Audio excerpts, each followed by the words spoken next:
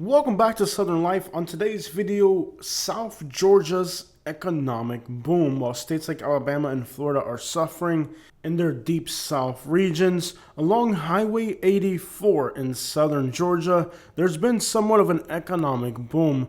This is surprising because these towns had economically been depressed for a very long time, and they're starting to see like an economic boom. This economic boom can be contributed to three main factors. Number one, the suburbs of Tallahassee moving into Georgia has brought a lot of prosperity for small towns that are literally now commuter towns into Tallahassee. Number two, HB 56, the anti-immigration law of Alabama. Many farmers moved their operations from southern Alabama into southern Georgia. And most recently, SB 1718, which has made a lot of Hispanics leave Florida and head north into Georgia. These three main factors have changed the face of the southern edge of Georgia, as well as the fact that coastal communities throughout the United States are booming. As stupid Yankees from the north move along coastal communities, it's somewhat of a national trend now for rent prices to increase along the coastlines.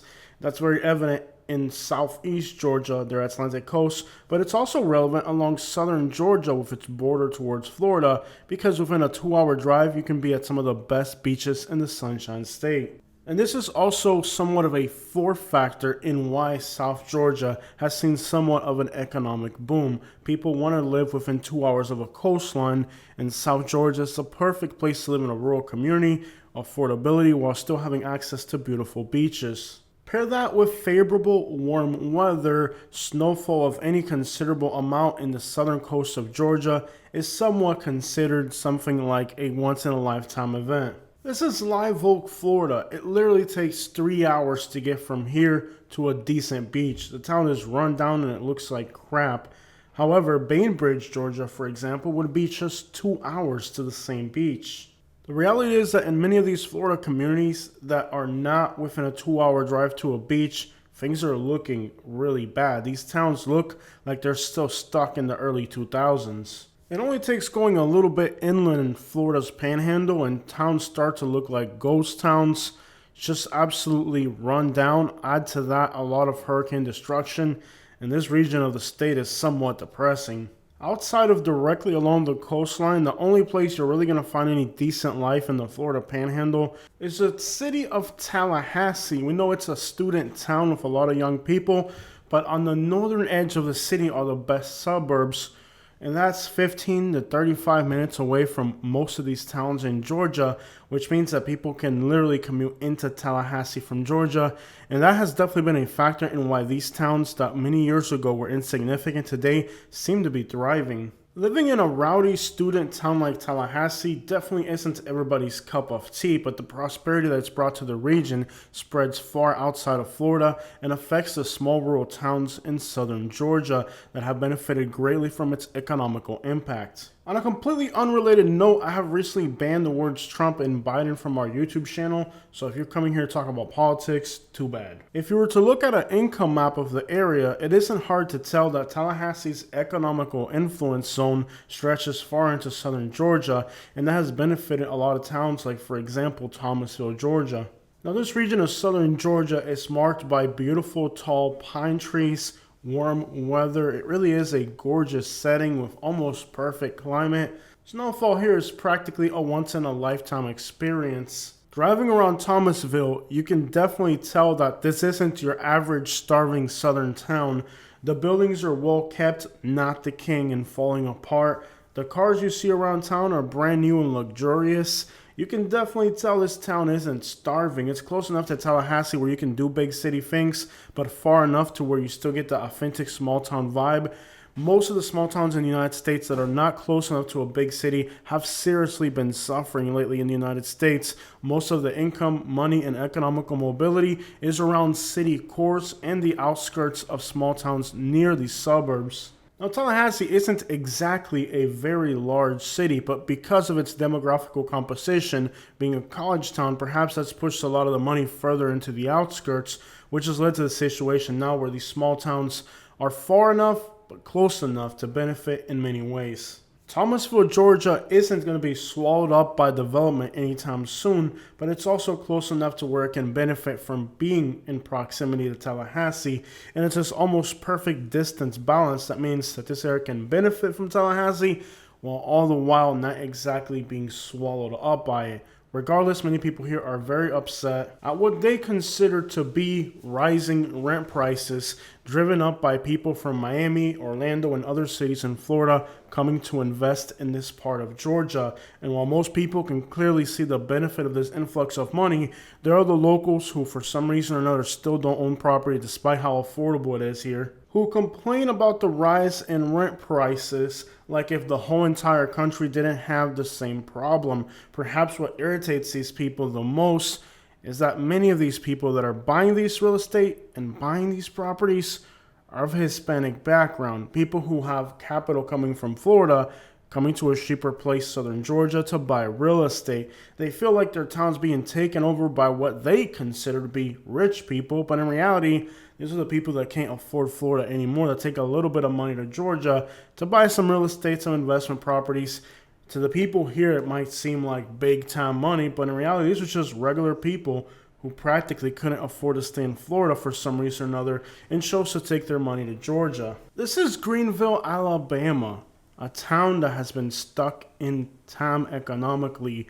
While Georgia's towns have prospered, grown, changed, and improved, this is what towns in Georgia used to look like many years ago and what towns in Alabama still look like today. HB 56 came to Alabama to eliminate anybody working in agriculture. Predominantly, this law came after the immigrant community. These harsh and, unprecedented immigration laws that the state of Alabama undertook with HB 56, which considered unconstitutional to a large degree, meant that law enforcement could literally proactively profile people. And to this day, law enforcement in Alabama continues to do something that most people considered unconstitutional, but they considered that they had their right to do it. And we know how far Alabama goes when it comes to its state rights. So, of course, the state of Alabama today has a very small Hispanic population. It's even gone furthermore into where even Latinos and Hispanics who are legally in the United States are many times told that because they're Hispanic, they're illegal and are not even allowed or granted their rights to be protected by law enforcement, which has led to a lot of Hispanics being victimized by crime in Alabama, leaving the Hispanic community who is legal to flee as well. HB 56 wasn't just an anti-immigration law, it was an anti-Hispanic law that to this day is used by law enforcement to leave Hispanics, minorities, and other people who are legal in the United States but of a minority completely unprotected, which has led to many criminals targeting on purpose Hispanics in the state of Alabama for robberies. And when they try to report it to law enforcement tells them that they're illegals and they can't report the crime even though they are U.S. citizens. So this outright unconstitutional act by the state of Alabama in profiling and enacting laws that were used by law enforcement literally to profile anybody of a minority meant that regardless of you were legal or not, much of the Hispanic population in Alabama left the state and headed for South Georgia. Many of the farmers as well who own many of the watermelon and other operations decided that they were going to move their operations to southern Georgia, particularly southwest Georgia, where there they could have their operations and not have to worry about their employees being harassed by law enforcement. Outside of the watermelon, cotton is still a huge industry, and African Americans, regardless of how much they're paid, refuse to work this industry because of its racial context within the past.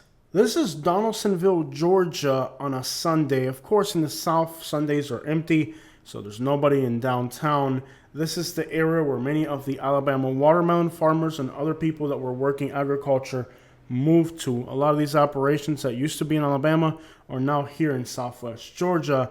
These farmers brought with them their workers, and now South Georgia is experiencing an increase in Hispanic population as these industries continue to thrive in this region of South Georgia. This is a diversity map, but I'm pointing out a few details. On the northern tip of Georgia is Whitfield County. That's the Dalton area. They have one of the largest Hispanic communities by percentage in the state. 35% of the county's population is Hispanic.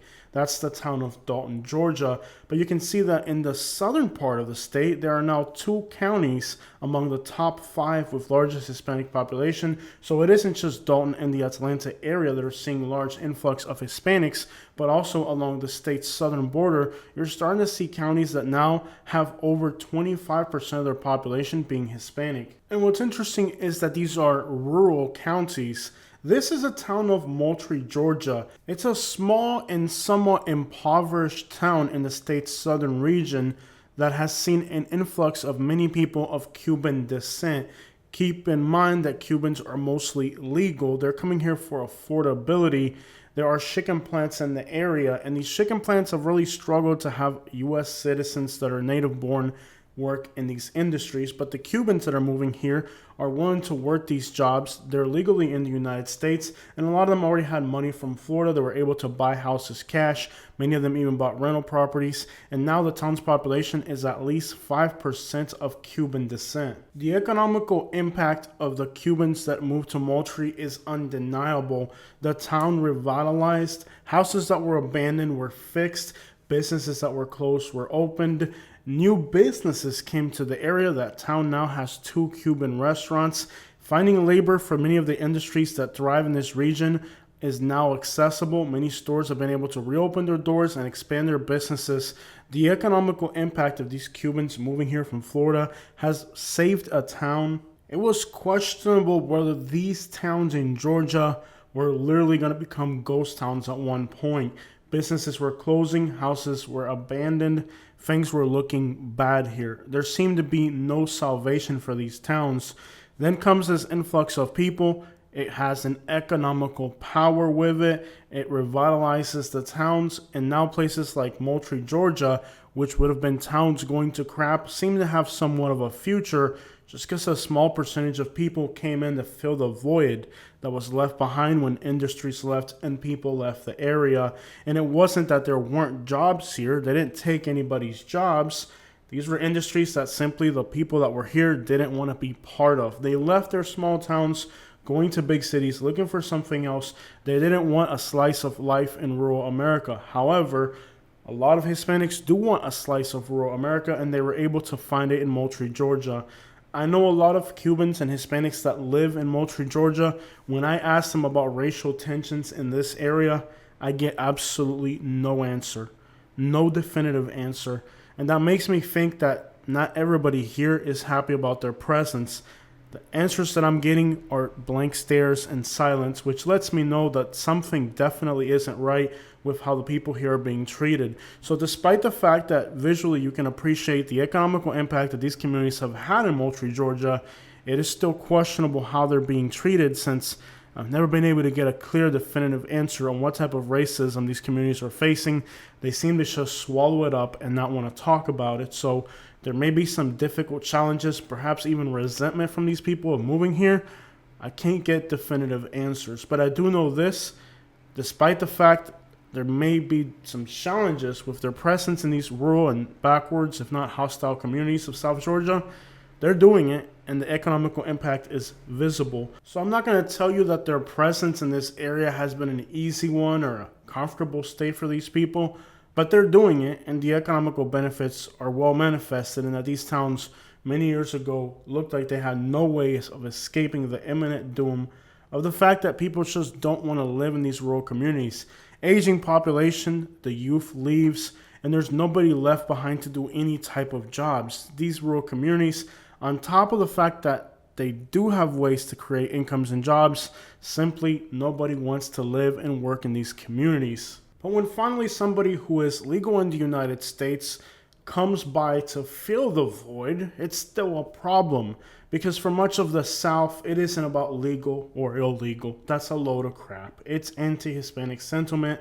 And many of the Hispanics, like the Cuban communities that are legal in the United States, are finding opposition, racial oppression, even though they are in this country legally. So it isn't about legal or illegal.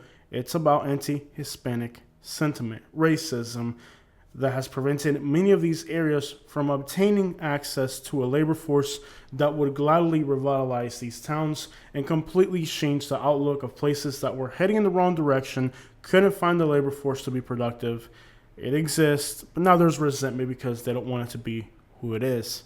Welcome to the South. The positive economical impact isn't a secret. They just rather their towns fall to crap. Now, Georgia isn't the only state seeing an influx of Hispanic communities in rural areas. This is a map of North Carolina, and you can see that many of North Carolina's rural communities now have a large Hispanic population. Towns here in North Carolina are benefiting greatly as well from the influx of Hispanic communities in rural areas related to the agriculture industry. Interestingly enough, right next door is South Carolina, where their towns are falling to crap and they don't have any rural industry. So we can do this all day in the South, showing you regions that have had an influx of Hispanics and then prospered greatly from it, and right next to it another state in the same region that hasn't had this influx of Hispanic people in rural areas, where the towns are falling to crap, populations are declining, buildings are being boarded up, houses are falling apart, and towns being abandoned.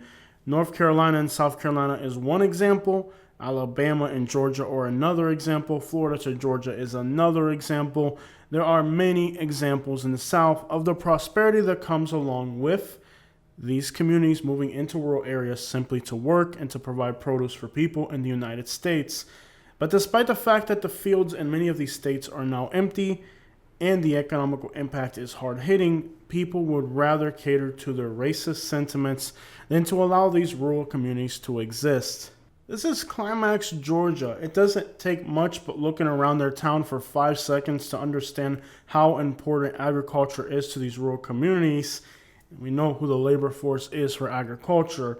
So while states like Florida, Alabama continue to implement laws like SB 1718 and HB 56, laws that have led to the destruction of entire rural communities, the destruction of entire sectors of agriculture, the state of Georgia to this day has kind of benefited greatly from the adjacent states going after these sectors of agriculture. The state of Georgia has somewhat looked the other way and allowed these communities to exist so that their towns don't fall to crap. Now, many years ago, when I first started doing kind of road trips into Georgia, let's say about 2010, 2012, 2014, back then when we went into rural Georgia, we saw towns that were just completely devoid of people. Some of these towns had lost 40% of their population.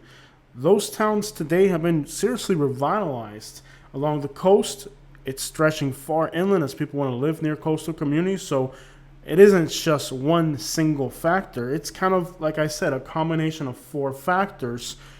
The increasing price of real estate along coastal communities is a national trend that is undisputable. State laws like the ones I mentioned in Florida and Alabama have made many people leave those states and move to other states to work in rural communities. The state of Georgia has benefited greatly from that. We can't even ignore the obvious elephant in the room that SB 1718 is only one of many failed laws and changes in the state of Florida. The scam, fraud, and outright theft from insurance companies in the state of Florida have risen the cost of living insurance in the state to where many people that would have previously retired in Florida are now considering rural Georgia. So it hasn't just been the immigration policy of these adjacent states that has led many people to Georgia. In the case of Florida, it's been just an outright boycott of the state at this point by many people retiring who look at the state's cost of insurance, cost of living, and many other failures in the state that have driven up prices ridiculously, that have made people rethink whether they want to live in Florida. This has led to many people that would have previously retired in Florida to now be retiring in the southern region of Georgia. And there are still smaller towns in Georgia that are still seeing a population decline. It isn't double-digit population loss, but it's 2%, 1%, enough to where you can see things still are not moving in the right direction.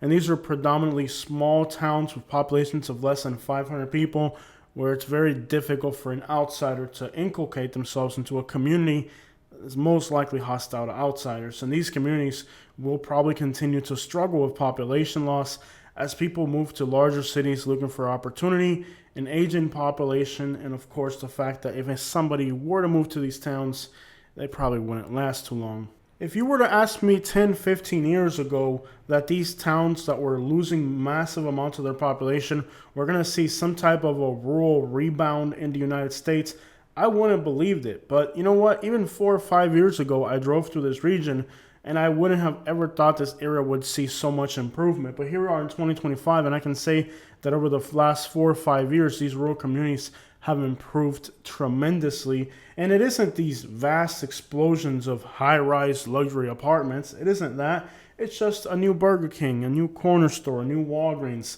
Some of these towns are even expecting Publixes and Starbucks to open here soon. These are not monumental things, but for towns that were losing population 15, 20 years ago to today, increase in population and a few new businesses and a few houses that were going to be boarded up now have families living in them, is a huge improvement. If the situation in Florida continues to get as bad as it's been, cost of insurance out of control, people here are just sick and tired of how much fraud has happened in the state of Florida of insurance companies and how we're being robbed left and right everywhere in Florida. I mean, the cost of living here has become so insane that it's logical people are going to look for other southern states, and perhaps that could continue to bring a lot of prosperity to southern Georgia. Now, while the most of today's video is about the region along Highway 84 in the southern Georgia border with Florida, I'm going to take you to another region of South Georgia that has seen a lot of changes as well. It's one of my favorite places in the state of Georgia. On the Atlantic coast, this is St. Mary's, Georgia, north of Jacksonville. You can see a new Cuban restaurant has just opened. This area, when I first discovered it back in 2012, was a beautiful little charming town that I absolutely fell in love with. Now, at that time, St. Mary's, Georgia had almost zero Hispanics. It was practically not existent. But today, St. Mary's, Georgia has an increase in Hispanic community. You're seeing Cuban, Colombian, just an onslaught of Latino businesses, a lot of Cubans and Puerto Ricans. Now, it is kind of part of the Jacksonville metropolitan area, a city that did not have a large Hispanic community back then. But today, if you look at a race map of Jacksonville, you can see that Hispanic communities are growing all over the eastern and southern part of the city. And St. Mary's, Georgia, practically being in this metropolitan area, has also seen an influx of a lot of Latinos, especially with the loss that we mentioned in Florida. Many Hispanic communities that were in Jacksonville just hopped on over to Georgia, and now Georgia is seeing a large influx of Hispanic communities, which is bringing with them a lot of great businesses. I think there's like 4 or 5 Mexican restaurants, 2 Cuban restaurants, so there's been a huge influx of Latinos into this particular region of Georgia, which has again revitalized an area that is beautiful. I'm not going to tell you that St. Mary's, Georgia was one of these run-down, abandoned towns that was going to crap, because it wasn't. A lot of people have moved to this region to retire to begin with because St. Mary's, Georgia is on a beautiful coastline and close to cities like Savannah and Jacksonville. Georgia's Atlantic coast isn't large, but over the last few years, it has had an incredible economic upturn. It's about time that me and Katie take a tour to this region of the state and explore these changing, fast-growing rural communities that are now becoming coastal communities, since, again, the growth along the coast is starting to push far inland.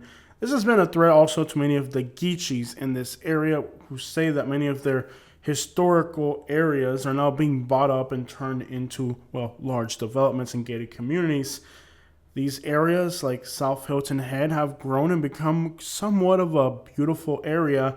I would almost compare it to Marco Island, Florida. It's just an affluent coastal community. Of course, there's going to be a lot of people that want to live in a setting like this. So now you're starting to see affluence move into coastal Georgia. So this is another aspect of the growth. But overall, the state's southern border has seen a lot of great improvements. Back then, all it took was going some miles inland to little towns like Woodbine, and you would have thought yourself, how will these communities ever recover from the max exodus that they have had here? In the case of Georgia's Atlantic coast, not only have people from up north with money moved in and bought houses in gated communities and seen a lot of new development, but a little bit of the flavor and culture from South Florida cities that's moved in as well, which means now you got great restaurants and, of course, a very good labor force that can help this area propel itself into the future economically versus the other option, which is to die. Because we know that in the United States, you're either dying or you're growing. The United States is not a place of stability like Europe. The United States is a place where you're either moving in the right direction or rapidly in the wrong direction. There isn't a lot of long-term stability in the United States, unlike cities in Europe that are hundreds of years old. In the United States, cities don't last that long. You're either a boom town or a dying town, and there isn't really too much in the middle. Suburbs that today are growing and prospering 20 or 30 years down the line start to look like inner city areas. Take the Tampa metropolitan area. Brandon used to be a beautiful suburb, and today it's starting to look just as rough as the inner city. So in the United States, growth doesn't last forever. It's a constant movement. It's a constant growth or shrink. In the case of many places in South Georgia, they for decades were taking population losses, and now you're starting to see somewhat of a turnaround. Now, you may have heard people say that rural America is coming to an end, and the last few years have been horrible for rural America, but in reality, I was absent from this area for a little bit, and I moved away. I finally took a road trip to South Georgia, and I was impressed at how well things are doing. Now, let me say this to you. Recently took a trip to Ohio, Kentucky, Tennessee, and I was terrified at what I saw. An increase in homelessness, increase in crime. It just looks miserable. Knoxville, Chattanooga, prime examples of places that are just not moving in the right direction. Don't even get me started on Ohio and Kentucky. But when you look at South Georgia, compared to what's happening in all these coasts right now, I can tell you that things here have really improved tremendously, and that the state of Georgia is gotta be doing something right. Now, this is Dalton, Georgia. 35% of this county is Hispanic, and over 50% of the city is Hispanic, overwhelmingly Mexican.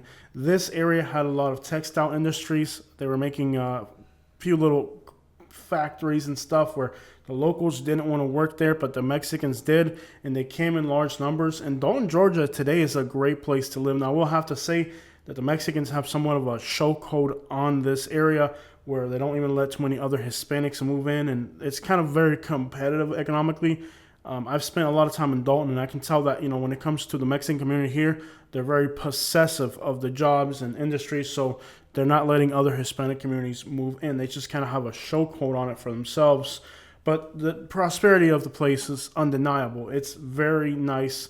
Things have really worked great for Dalton. When you compare Dalton to other cities in the region, you can see that what's happening here is good, at least from an economical perspective. Now, when you compare Dalton to other cities its size in the mid-central part of Georgia, places like Macon, Albany, Columbus, it is a whole different world. Dalton is just leaps and bounds ahead. And it's prospered because, again, jobs that are here, people are willing to work them. And over the long term, it led to an improvement of the area. So when you compare, let's say, Dalton, Georgia to Columbus, Georgia, or Albany or Macon, you can definitely see the difference. Now, the northern region of Georgia is by far nicer than the southern region. Most people moving to Georgia are going to move to the northern region. But I can say that that area that we talked about today along Highway 84 and, of course, the coastal Atlantic coast, things are definitely looking better. So when you look at the southern region, you can definitely see the difference between North Carolina and South Carolina, Georgia and Alabama, states that are right next to each other but are vastly different. And it's very clear what the key ingredient in the places that are doing better are. Coastal communities are doing very well as people want to live near the water. And of course, we see the difference that people moving into a community can make, whether it be from other parts of the country or other parts of the world. If people are moving to your community with the idea of creating a good, prosperous life, this is good. But when places start to die and lose population and the people that move there get ran out, those are the types of places that are certainly going to be purchasing plywood very soon and boarding up their homes and businesses. So we can see how in this southern region of Georgia over the decades, the Hispanic population has grown And keep in mind that this is part of the Black Belt. This is part of the Southern Death Belt, the place that has not grown, the place with the highest crime rates, the highest homicide rates, the highest population losses in the South. These are regions of the country that were quite frankly going to crap. If you visited this area in previous years, you know that this is an area that had absolutely zero potential, but little by little has been revitalizing itself on the notion that people want to live near the water and the notion that rural communities can thrive if people are found that want to work. A lot of the East Coast, from Atlanta to Eastern Tennessee, Kentucky, Ohio, these areas over the last 4 to 5 years have taken an absolute economical nosedive. Homelessness has increased, crime has increased, overdose rates have increased. There's a lot of regions of the country that have really suffered. And there's other regions of the country that have prospered during the same time period. It seems that whether we want to admit it or not, current administrations do have a lot of influence in what regions of the country thrive and what regions of the country literally are dying. With the new changes that we're going to see in the next few years, we'll have to see exactly what happens. I don't really know why Georgia, for example, the southern region, has improved dramatically while Georgia has spiraled out of control. Thus, you can't just correlate everything with current administration. Different states and different reasons, different policies all make changes and shifts happen. Many times it's even people themselves who prefer to live near coastal communities more than other times. People move to certain areas, they leave behind other areas. All these demographical changes contribute to whether a place will thrive or it will die. But nonetheless, it is clear and obvious that this region of Georgia has seen a lot of improvement over the last few years, and I hope that regardless of what happens, they continue to make their state a better place, and that these communities in South Georgia continue to be places where people can consider moving to safely. Now, keep in mind, it is still part of the Deep South. Not just the South, the Deep South. All of the most dangerous cities in the United States are here. All of the poverty is here. All of the hate is here.